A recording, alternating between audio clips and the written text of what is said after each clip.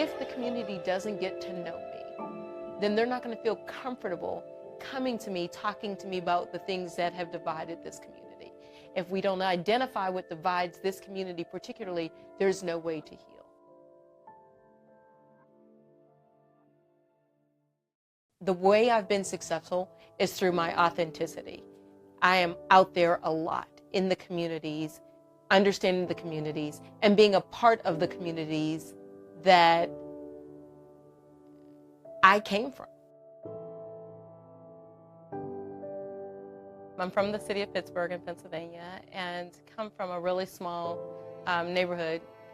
High poverty, high crime, low literacy rates. And the thought process is that if you could get a good job that had benefits, like a federal job, then you had somehow made it in Black community.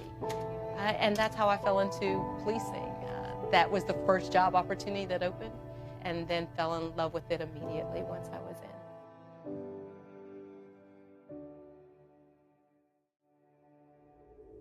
You know, we talk about in society, where do we fit in as African Americans, as Blacks, as women? Women typically are not at heads of agencies of large police departments, let alone one like Charlottesville, where it is now on the national and international map. You don't have to say anything more than Charlottesville, and people know exactly what the reference is.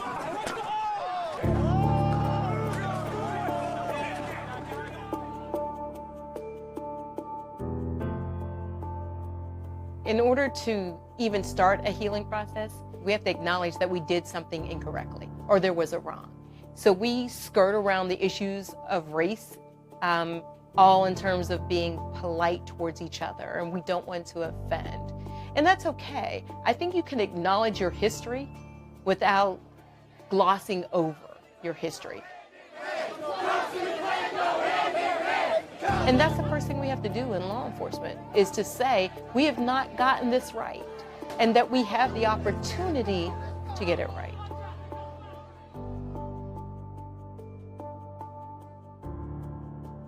What gives me hope is that these officers have not all fled.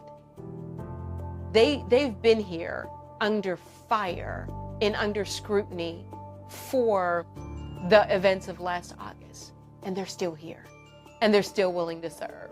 And they could go some other place where they don't have the same type of scrutiny or responsibility when they show up. They may not always get it right, but they're here and they want to do the right thing. We can't assume that it's all going to change overnight. If the community doesn't get to know me, then they're not going to feel comfortable coming to me, talking to me about the things that have divided this community. If we don't identify what divides this community particularly, there's no way to heal. I don't have a whole lot of time to build up a lot of trust in order for us to restore our legitimacy here. So the way is literally I have to do it one person at a time, one community at a time. So I wanted her to have the opportunity to meet you because it's my job as a mom to tell her, you know, even though she's a woman and has brown skin, that she can really be anything that she wants to be. Here in Charlottesville, we are going to control our own narrative. We're not going to let an outside community change and control that narrative for us.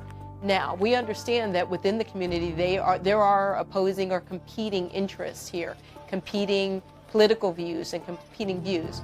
The thing that will not be tolerated is if those competing views erupt into violence.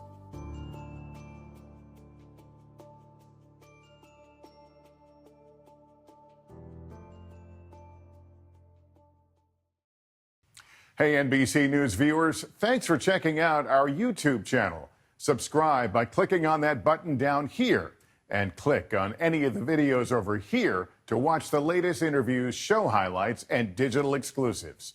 Thanks for watching.